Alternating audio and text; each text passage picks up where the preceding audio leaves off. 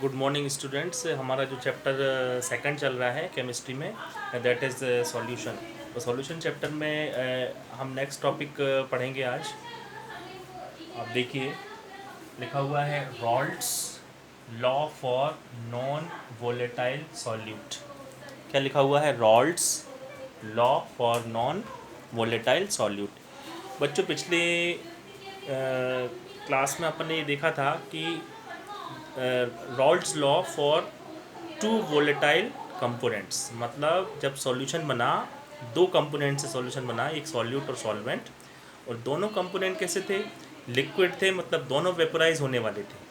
ठीक है, उनको बोलते हैं वोलेटाइल कंपोनेंट, दोनों वोलेटाइल थे। ठीक है ना। मगर यहाँ पे देखो अंतर ये है, वो भी रॉल्ट लॉ ही था, ये भी रॉल्ट लॉ है। यहाँ पर देखो क्या लिखा हुआ है, Raoult law for non volatile solute. मतलब इसमें एक कंपोनेंट तो वोलेटाइल है, वेपोराइज हो सकता है, दूसरा कंपोनेंट क्या है? नॉन वोलेटाइल है, जो वेपोराइज नहीं हो सकता। Is a very simple example. जैसे आप वाटर में आपने सॉल्ट डाल दिया, तो वाटर क्या है? वोलेटाइल है। ठीक है, उसका वेपर प्रेशर भी क्रिएट होगा, वेपराइज होगा वो। मगर जो सॉल्ट है वो क्या है? सॉल्ट मतलब वो वोलेटाइल कंपोनेंट नहीं है, वो उसी में रहेगा सॉल्यूशन में, वो वेपर फेस में नहीं आएगा, उसका वेपर प्रेशर भी वहाँ पर हमको देखने को नहीं मिलेगा। इसलिए ये जो रॉल्ट लॉ है वो हम किस केस में देख रहे हैं? वो सॉल्यूशन जिसमें एक कंपोनेंट क्या है? नॉन वोलेटाइल है। ठीक है ना। तो आप देखिए, रॉल्ट लॉ वही है, सेम है, कोई इसमें डिफरेंस नहीं है। क्या लिखा हुआ है देखो आप, the partial vapour pressure of each volatile component. तो वेपर प्रेशर किसका होगा? जो भी वोलेटाइल कंपोनेंट है उसका vapour pressure is directly proportional to its mole fraction in the solution. Very simple. Volatile component solution में जितनी ज़्यादा मात्रा में होगा, उतनी ही ज़्यादा उसकी वेपर प्रेशर बने क्रिएट होगी। ठीक है, तो यहाँ पर वही सेम है। पी ए मतलब क्या है? सॉल्यूशन में, सॉल्यूशन बनने के बाद ए कंपोनेंट का vapour pressure is proportional to A component का मोल फ्रैक्शन। जितना मोल ए का होगा उतना ही उसका प्रेशर होगा। Very simple. इक्वल टू लगेगा यहाँ पे, तो पी ए नॉट यहाँ पर आगे कांस्टेंट। पी ए नॉट क्या है?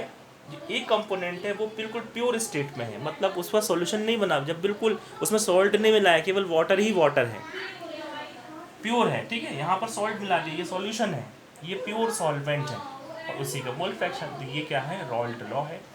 पिछले जो हमने रॉल्ट लॉ देखा था वोलेटाइल कंपोनेंट के केस में, उसमें हमने ए में ये लिखा था, ए कंपोनेंट वोलेटाइल था तो हमारा ये एक्सप्रेशन था।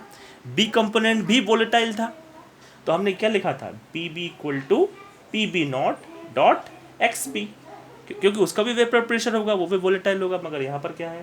केवल एक ही लेंगे, बी नहीं लेंगे, क्योंकि बी क्या है? नॉन वोलेटाइल है। आप लिख भी सकते हो यहाँ पे, बी क्या है? ए कंपोनेंट क्या है? वोलेटाइल। और बी क्या है? Non volatile. तो इसका कोई वेपर प्रेशर इसका नहीं बनेगा। तो समझ गए आप लोग? ये क्या है? Raoult law in case of non volatile solute. Now बच्चों, हम next ideal and non ideal solution अब हम पढ़ेंगे। रॉल्ट लॉ के बाद क्या पढ़ेंगे? Ideal and non ideal solution. तो अपन सबसे पहले देखेंगे आइडियल सॉल्यूशन। ठीक है, अब आइडियल सॉल्यूशन क्या होता है? आप देखिए, इसकी डेफिनेशन पूछा जाता है कई बार आपसे। द सॉल्यूशन, क्या लिखा हुआ है? The solution which obey Raoult's law over entire range of concentration of solution. क्या लिखा हुआ है? फिर से मैं रिपीट करता हूँ।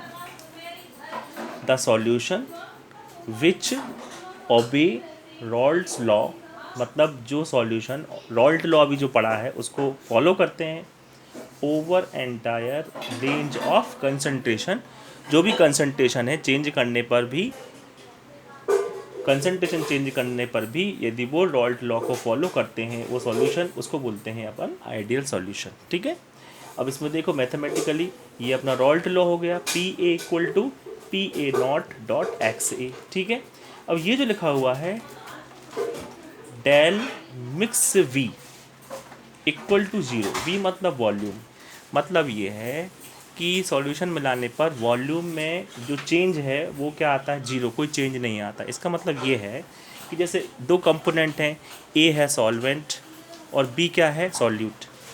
ध्यान से सुनिए, जैसे क्या है, ए है सॉल्वेंट है, ठीक है, और बी क्या है, सॉल्यूट। तो जैसे हमने सॉल्वेंट लिया 20 ml, ठीक है, कितना लिया सॉल्वेंट, 20 ml, और सॉल्यूट कितना लिया अपन ने, 10 ml, ठीक है। दोनों को मिक्स किया तो कितना वॉल्यूम हो गया उसका, 30 ml, ठीक है। वो 30 ml एक्यूरेट 10 + 20 30 हो गया, ना तो वो 29 हुआ ना वो 31 हुआ, ठीक है।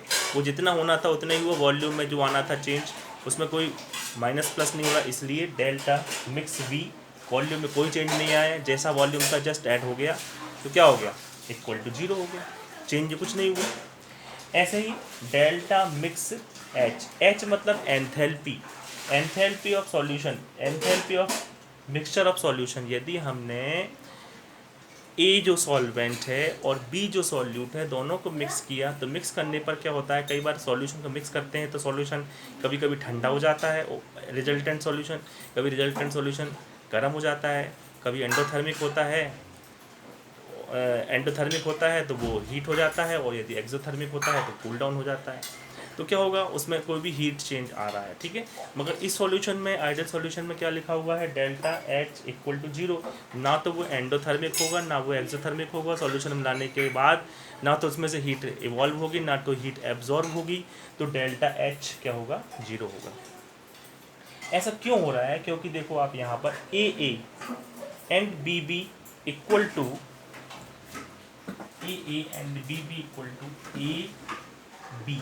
इसका मतलब ये हुआ, इसका मतलब देखो क्या हुआ, ए मतलब जब अपन ने बी नहीं मिलाया, ए और ए सॉल्वेंट, ए मतलब सॉल्वेंट, सॉल्वेंट के जो मॉलिक्यूल्स हैं, जैसे एक मॉलिक्यूल ए सॉल्वेंट का ये है, उसी सॉल्वेंट का ये है, इसके बीच में जो फोर्स ऑफ अट्रैक्शन है, interaction between A solvent molecule का interaction and interaction between B मतलब सॉल्यूट के मॉलिक्यूल के बीच में जो फोर्स ऑफ अट्रैक्शन है, इंट्रैक्शन है, that is equal to interaction between A and B, मतलब सॉल्वेंट और सॉल्यूट का जो फोर्स ऑफ अट्रैक्शन है ये बराबर होता है। मतलब सॉल्वेंट मॉलिक्यूल के बीच की जो बॉन्ड का जो स्ट्रेंथ है, ये जो बॉन्ड है जितने मजबूत हैं उतना ही बॉन्ड इतना ये है, ना तो ये वीक और ना तो ज़्यादा वीक हुआ ना ये मजबूत हुआ, ये सेम इनकी स्ट्रेंथ है, बॉन्ड स्ट्रेंथ इंट्रैक्शन सेम है,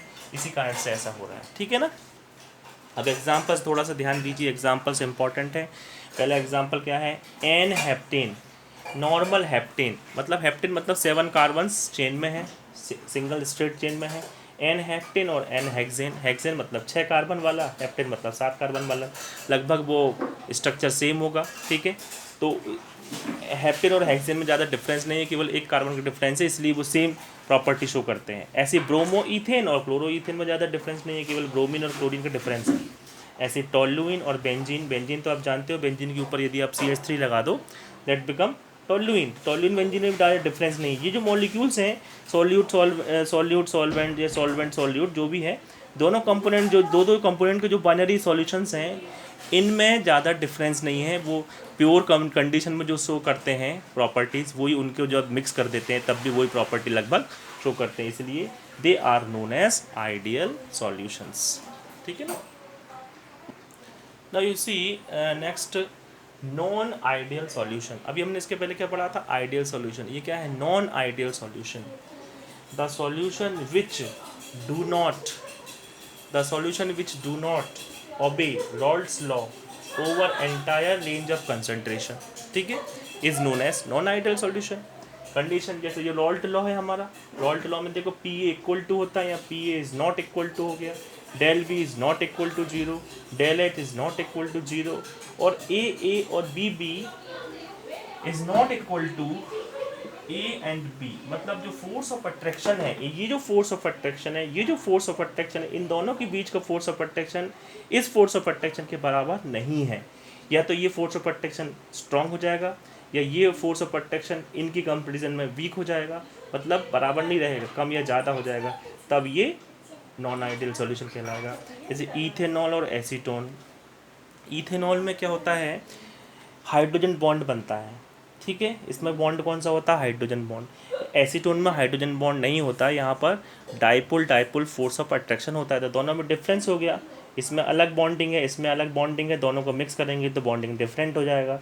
फिनॉल में भी हाइड्रोजन बॉन्ड बनता है, यहाँ पर भी एसीटोन है, यहाँ पर भी वही होगा, फोर्स ऑफ अट्रैक्शन चेंज हो जाएगा, तो क्या होगा, कहीं ना कहीं सॉल्यूशन में चेंज आएगा, तो उसको बोलते हैं नॉन आइडियल सॉल्यूशन।